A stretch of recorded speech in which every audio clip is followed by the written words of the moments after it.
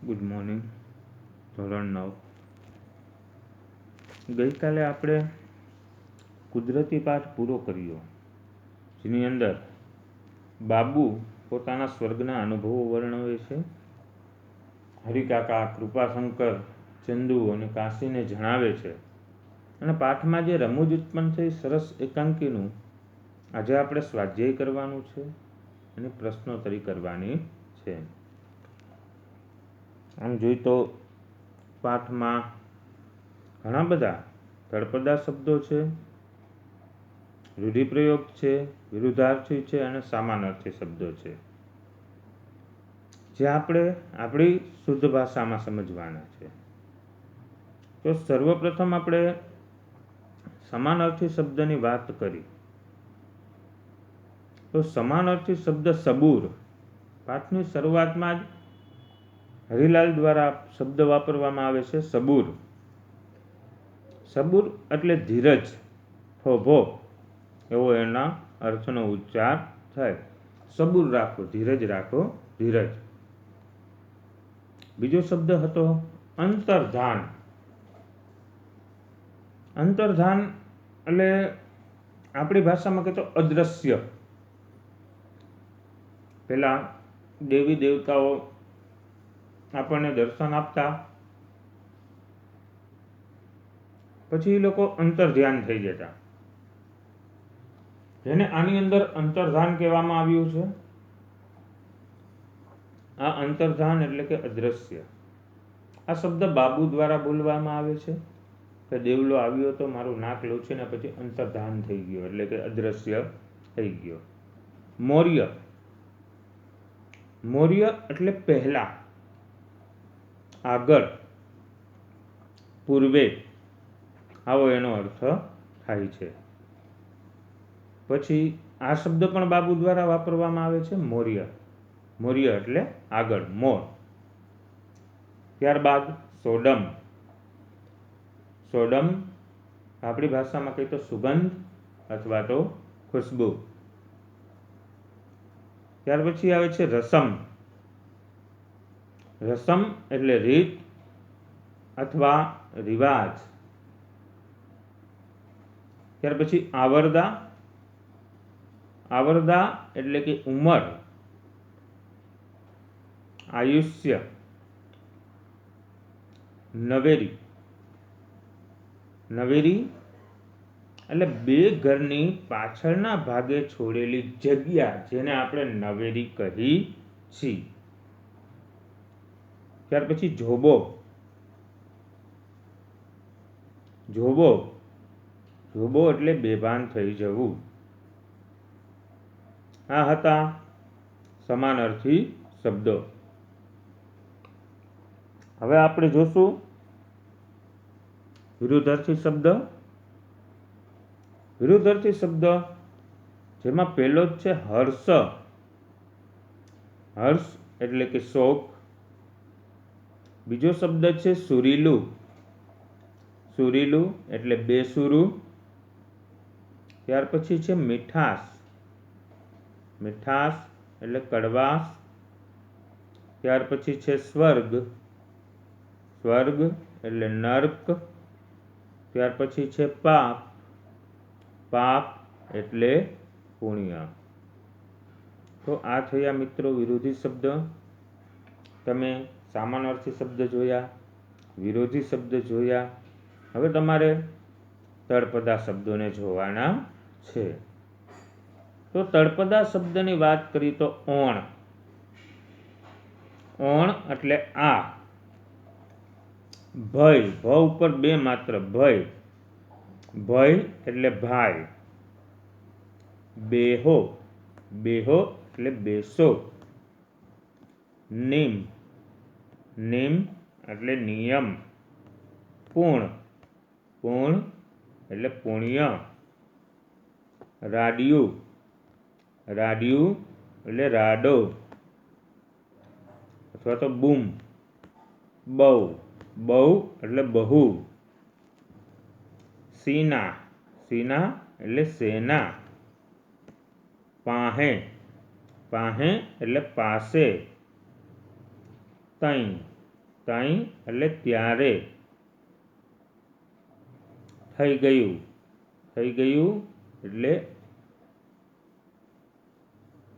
થઈ ગયું થાય. એરું આભર્યો એટલે કે સર્પ કરડ્યો. તળપદા શબ્દોની વાત કરી. હવે રૂઢિપ્રયોગ આવશે. રૂઢિપ્રયોગ આમ તો બે જ છે, પણ બે રૂઢિપ્રયોગ ખૂબ મહત્વના છે. પ્રથમ રૂઢિપ્રયોગ છે ડિંગ થઈ જવું. ડિંગ થઈ જવું એટલે આશ્ચર્યચકિત થઈ જવું, આભા બની જવું. ડિંગ થઈ જવું એટલે આશ્ચર્યચકિત થઈ જવું, આભા બની જવું, નમાય પામવું. આમ આપણે અચાનક જ કાંઈક એવું જોઈ અને એકદમ આમ ડિંગ થઈ જાય, એને કહેવાય ડિંગ થઈ જવું. આમ આશ્ચર્યમાં પડી જાય, ઓહો આટલો બધો હોશિયાર, એમ ડિંગ થઈ જવું. ગળે ડૂમો બાજી જવો. બીજું છે ગળે ડૂમો બાજી જવો એટલે ગડગડા થઈ જવું. આપણે ક્યારેક કોકના વાત કહેતા અંદરથી આપણને એટલી હેતને લાગણી વરસી આવે તો હરખના આંસુ આવી જાય, ત્યારે આપણા ગળે ડૂમો બાજી જાય છે. આપણે કોઈને કહી નથી શકતા અને આમ બોલવા જતા હોય પણ એ આપણા મોઢામાંથી શબ્દ નહીં નીકળતા હોય, એવી રીતે આપણા ગળે ડૂમો બાજી જાવો. એટલે ગળે ડૂમો બાજી જવો એટલે આપણે ગડગડા થઈ જાય કોક સામે, એને કહેવાય ગળે ડૂમો બાજી જવો. બે રૂઢિપ્રયોગ ડિંગ થઈ જવું, ગળે ડૂમો બાજી જવો ખૂબ અગત્યના છે. હવે આપણે પ્રશ્નોત્તરીમાં જશું.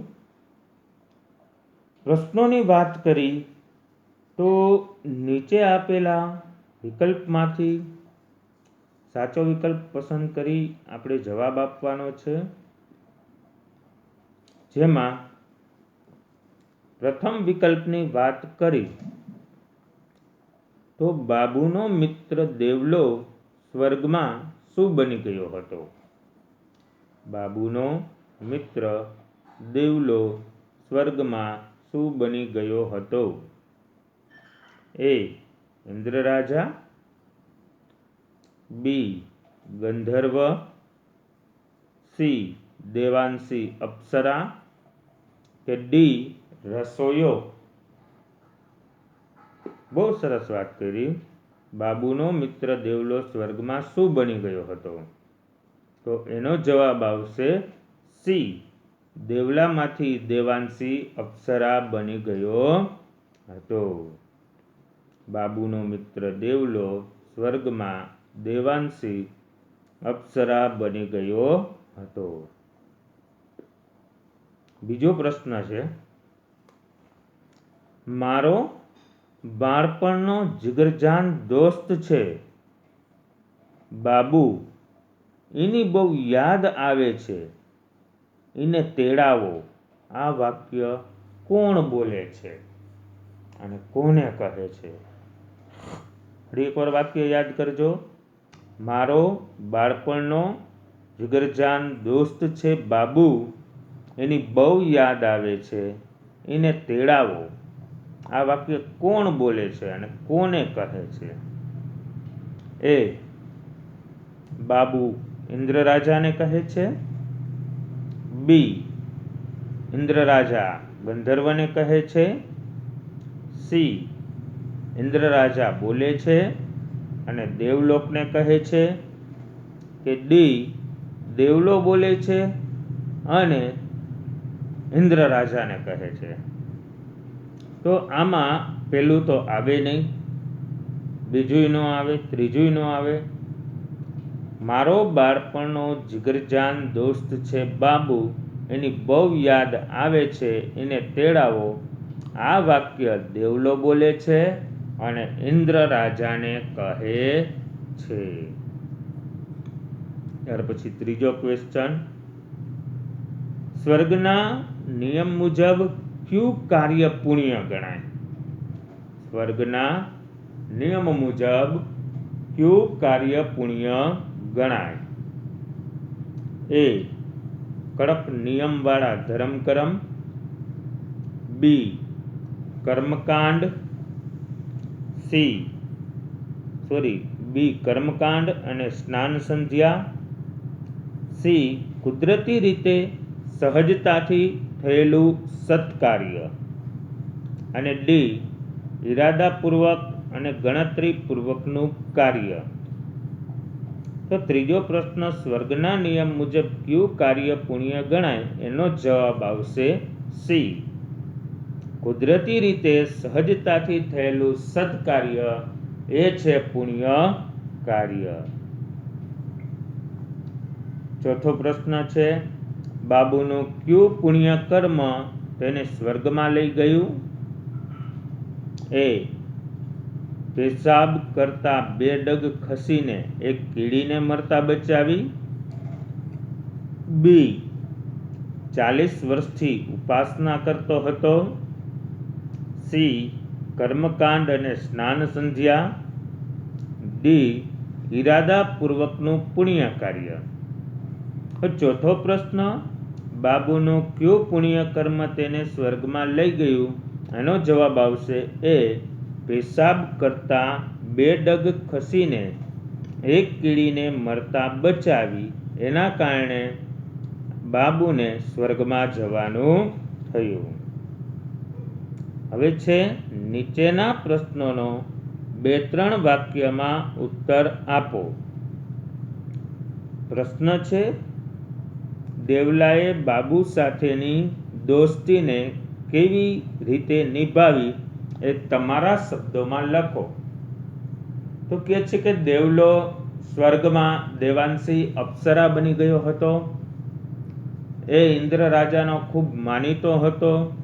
એક દિવસ એને નાચ ગાયન કરીને પોતાની કલાથી ઇન્દ્ર રાજાને મંત્રમુગ્ધ કરી દીધા.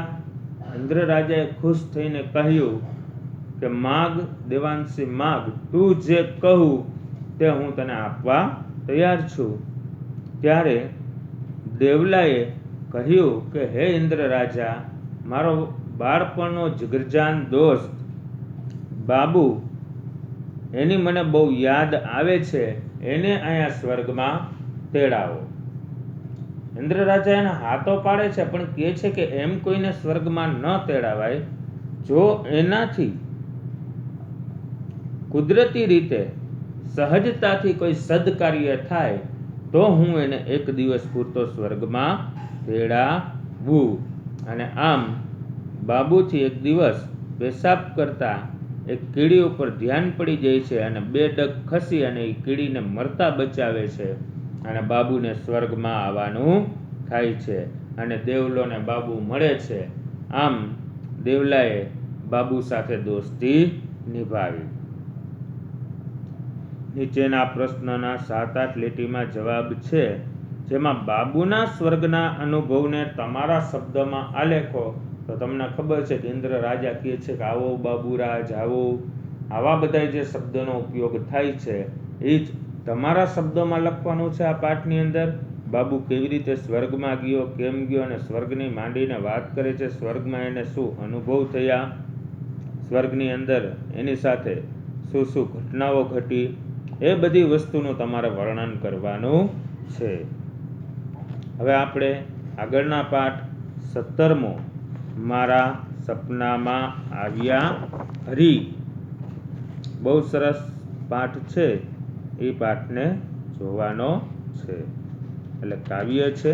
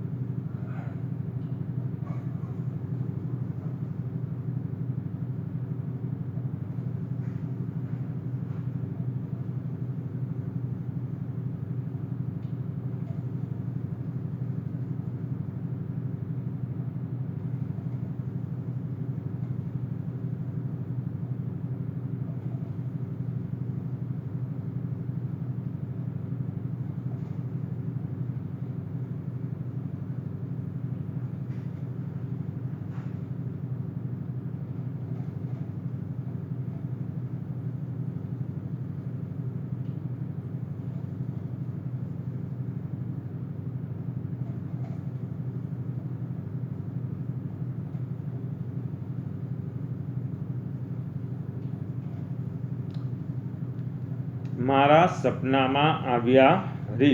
હરિ એટલે ભગવાન પરમેશ્વર શ્રી કૃષ્ણ. રમેશ પારખ દ્વારા આ ઉર્મી ગીત રચવામાં આવ્યું છે. કાવ્યનો પ્રકાર ઉર્મી ગીત છે. ઉર્મી ગીત બહુ સરસ છે. 6 અક્ષરનું નામ રમેશ પારેખનો કાવ્ય સંગ્રહ છે, એમાંથી આ ઉર્મી ગીત લેવામાં આવ્યું છે. એટલે કે મારા સપનામાં આવ્યા ભગવાન. રમેશ પારેખ દ્વારા આ કાવ્ય રચવામાં આવ્યું છે. રમેશ પારેખનો જન્મ 27/11/1940, અવસાન 17/5/2006. વાત કરી રમેશ મોહનલાલ પારેખ. જન્મ અમરેલીમાં થયો હતો. તેઓ વ્યવસાયે જિલ્લા પંચાયતમાં ક્લાર્ક હતા. ક્યા ત્વ ખંડિંગ સનનન ખમ્મા આલાબાપુને મીરા સામે પાર વિતાન સુદબીજ છાતીમાં 12 શાક સ્વગત પર્વ ચશ્માના કાચ પર એ તેમના મહત્વના કાવ્ય સંગ્રહો છે. કાળ સાચવે પગલા અને મન પાંચમના મેળામાં એમના મરણોત્તર સંપાદનો છે. 6 અક્ષરનું નામ. આ કાવ્ય ગ્રંથમાં એમની સમગ્ર કવિતા ગ્રંથસ્થ થઈ છે. હાઉકચી, દેતાલી, અફરક લફરક, અજબ ગજબનો ખજાનો તેમના બાળ સાહિત્યના સંગ્રહો છે. સગપણ, એક ઉખાણું, સૂરજને પડછાયો હોય એ એમના નાટકો છે. આટલું સાહિત્યમાં સર્જન કરવા બદલ એમને રણજીતરામ સુવર્ણચંદ્રક અને સાહિત્ય અકાદમી દિલ્હીના પારિતોષકથી તેઓ સન્માનિત થયા છે. હવે વાત કરી આ કાવ્યમાં રમેશ પારેખ શું કહેવા માગે છે, તો કે મારા સપનામાં આવ્યા હરિ. આ કાવ્ય રચનામાં રમેશ પારેખના 6 અક્ષરનું નામ કાવ્ય સંગ્રહમાંથી પસંદ કરવામાં આવ્યું છે. કેમ કે એના સમગ્ર કાવ્ય 6 અક્ષરનું નામ નામના કાવ્ય સંગ્રહમાં ગ્રંથસ્થ થયા છે. એટલે આ મારા સપનામાં આવ્યા હરિ ઉર્મી ગીત છે. આ ઉર્મી ગીતમાં પ્રભુ પ્રેમમાં બહાવરી બનેલી ગોપીઓના મનોભાવો રજૂ થયા છે. આ ઉર્મી ગીતમાં ભગવાન પાછળ બાવરી બની ગયેલ ગોપીના મનોભાવ રજૂ થયા છે. ગોપીઓને ભાસ થાય છે, ગોપીઓને એવો આભાસ થાય છે કે એના સપનામાં આવેલા હરિએ એને બોલાવી, ઝુલાવી, વહાલી કરી, એના તરફ પ્રેમ વ્યક્ત કર્યો. આવો ગોપીઓને ભાસ થાય છે કે મારા સપનામાં ભગવાન શ્રી કૃષ્ણ આવ્યા, એમને બોલાવી, ઝુલાવી, વહાલી કરી, એના તરફ પ્રેમ વ્યક્ત કર્યો. આમ કૃષ્ણ જેમ દ્વારિકાના રાજા હતા, એમ કૃષ્ણ ગોપીઓના મનની દ્વારિકાના પણ રાજા છે. ગોપીઓની કૃષ્ણ પ્રીતિની એટલે કે ગોપીઓના કૃષ્ણ પ્રત્યેના પ્રેમની તીવ્રતા આ કાવ્યમાં ત્યાં સુધી પહોંચે છે કે કંસાર કરવા મૂકેલા આંધણમાં ઓરી દીધો મેં સંસારનો એકાત્મ ભાવ રચાય છે. કંસાર એટલે આપણને ખબર છે કે ખાવાનું બનતું હોય તે કંસારના આંધણમાં એમ કહે છે કે મેં ઓરી દીધો સંસાર, એવો એકાત્મ ભાવ રચાય છે. કાવ્યના અંતે આવતો હરિનો ઉદ્ગાર એટલે કે ભગવાનનો ઉદ્ગાર, અરે બહાવરી ઉદ્ગારવાચક, ગોપીઓ માટે શબ્દ વપરાય છે અરે બહાવરી. આ ઉદ્ગારવાચક શબ્દમાં જાણે કે ગોપીઓને પૂર્ણ આત્મીયતા પામેલી એ નાયિકાઓ કયો, ગોપીઓ કયો કે જાણે એને હરિનો ઉત્તર મળી જાય છે, ભગવાનનો ઉત્તર મળી જાય છે અને સપનાનું મિલન જાણે કે જાગ્રત અવસ્થાનું પણ એક મિલન બની જાય છે. એ સપનામાંથી એને એમ થઈ જાય છે ખરેખર અમે તો અત્યારે સામસામે હોય એવું મિલન બની જાય છે. એવી ભાવદશા આ કાવ્યને એક નવી ઊંચાઈ આપે છે.